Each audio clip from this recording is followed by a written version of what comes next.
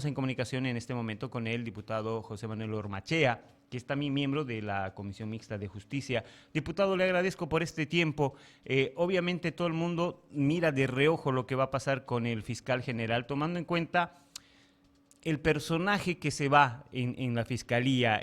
Hablamos de don Juan Lanchipa, que se ha acomodado primero con Evo Morales, luego en el gobierno de transición y ahora también en el gobierno de Luis Arce, un personaje que parecería que no se ha incomodado en ningún momento, si vale la redundancia, porque según el que esté en el gobierno, él no se hacía ningún problema. ¿Cómo anda la comisión? ¿Qué pasos debe seguir ahora para ya elegir al próximo fiscal general? Buenos días, estimado. Un saludo para todo el país y sobre todo para la ciudad de Santa Cruz, que nos escuchan. Un saludo desde la sede de gobierno. Bueno, lo que está pasando es lo siguiente. La comisión mixta en este preciso momento tiene una tarea fundamental, que es enviar ya la convocatoria para la selección y designación de fiscal general sin que haya un paso previo. El paso previo tiene que ser el siguiente. Se tiene que llamar a una sesión de asamblea, sin antes que haya este paso previo, quería decir. Haya una sesión de asamblea convocada por quién? Por el vicepresidente Choquehuanca, que es el presidente nato de la Asamblea Legislativa Plurinacional, en una sesión entre diputados y senadores. Se deriva el proyecto de resolución que apruebe la Comisión Mixta de Constitución, compuesta entre diputados y senadores, para aprobar la convocatoria a las ciudadanas y los ciudadanos que quieran postularse para fiscal general del Estado. Nosotros hemos cumplido nuestra tarea, nosotros hemos hecho lo que la normativa y el pueblo boliviano exigía desde la Asamblea Legislativa.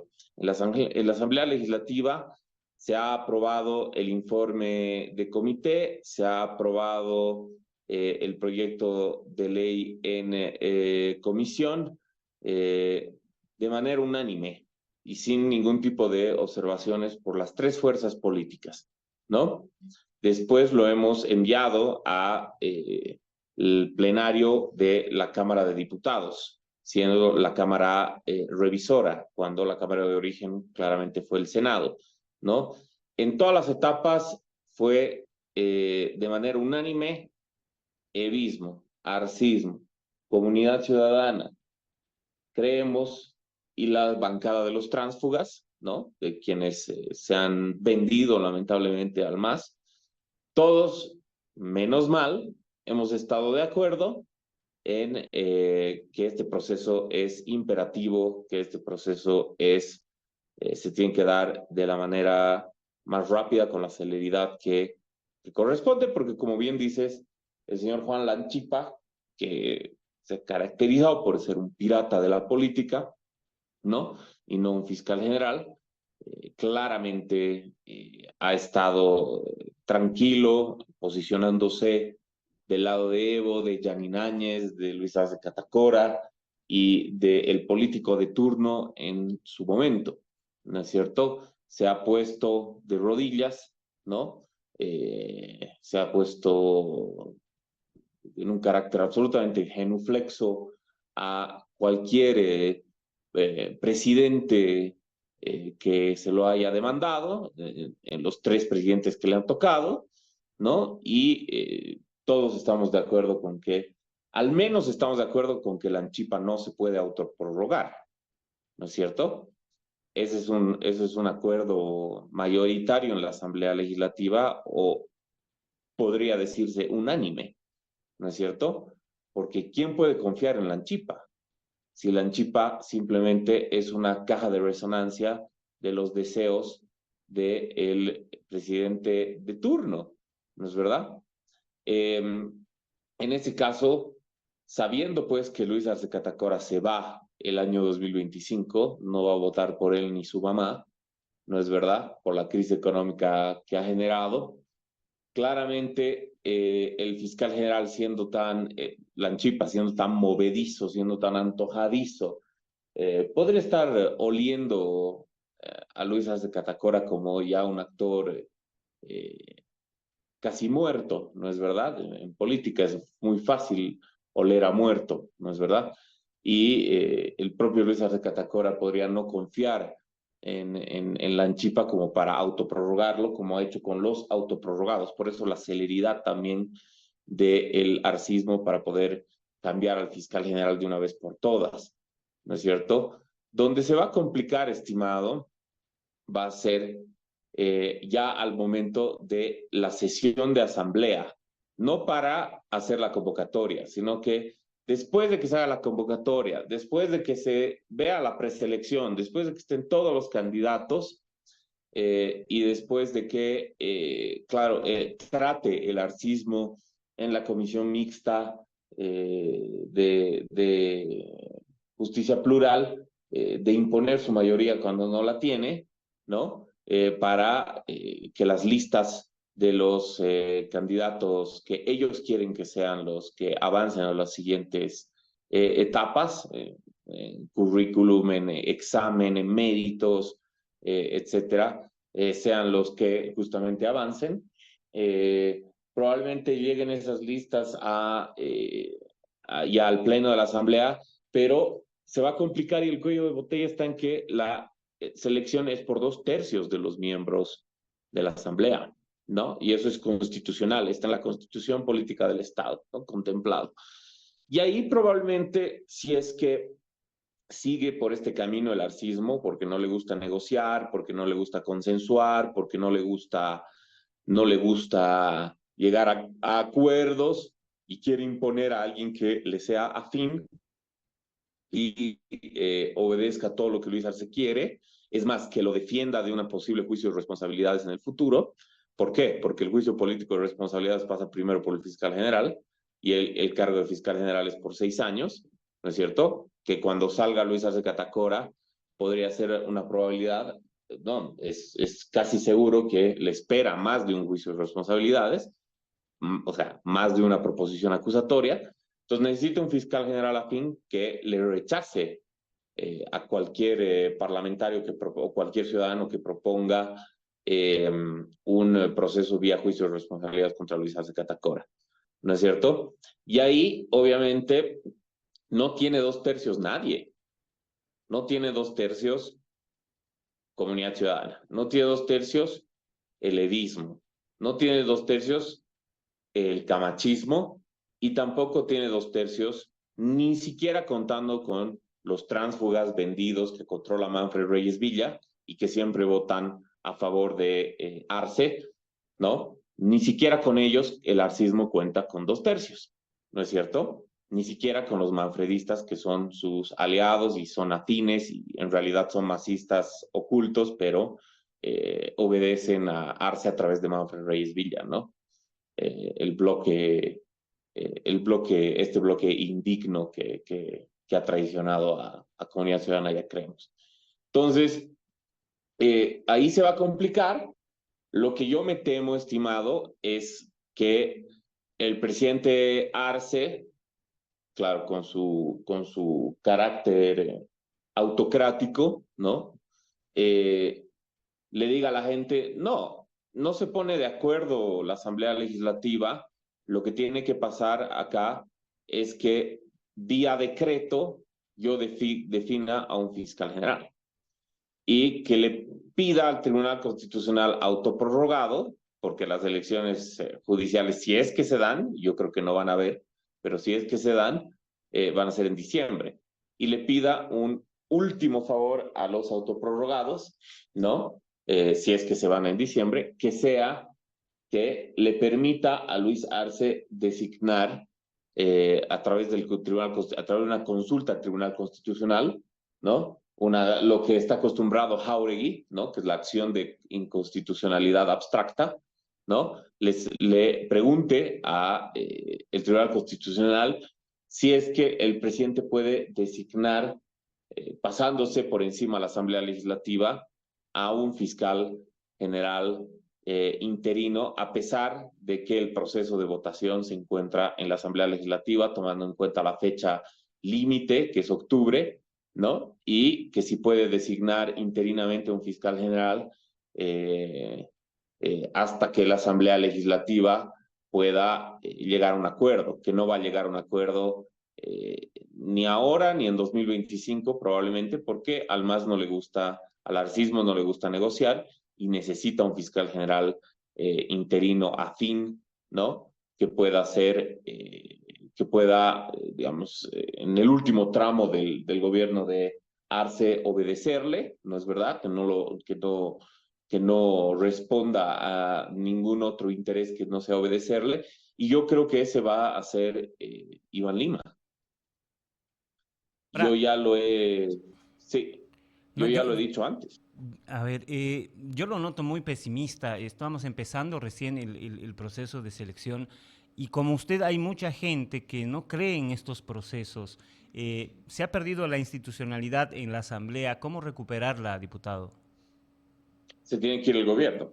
No es pesimismo, es realismo. Es la evidencia empírica la que me hace tener un pensamiento de estas características. Al MAS no le gusta compartir el poder, al MAS no le gusta consensuar, al MAS no le gusta la democracia, al MAS no le gusta el diálogo y la concertación en la instancia que corresponde de negociación, que es la Asamblea, para la negociación política, ¿no es cierto? Nunca le ha gustado y nunca le va a gustar, ¿no es verdad?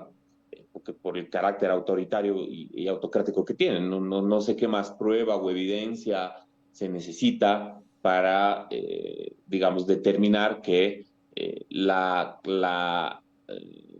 característica básica de la personalidad básica de el movimiento al socialismo en cualquiera de sus versiones, vista o arcista, lo que sea, es profundamente tiránica, ¿no es cierto? Profundamente dictatorial. Por tanto, es obvio que van a hacer todo lo que esté a su alcance para que el proceso no se produzca, digamos, con la normalidad democrática que corresponde, sino que empujen todo hasta las últimas consecuencias y que la última instancia sea imponer por decreto, ¿no?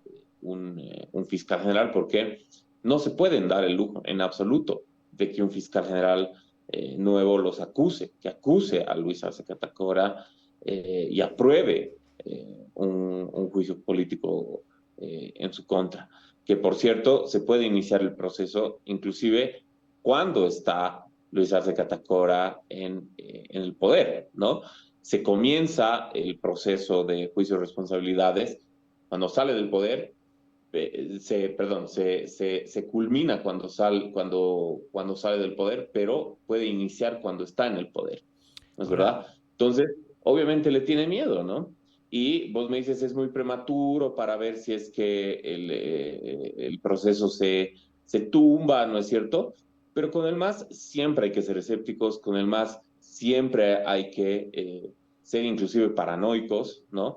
De que puedan tener alguna artimaña, un as bajo la manga, porque siempre lo hacen, siempre lo van a hacer.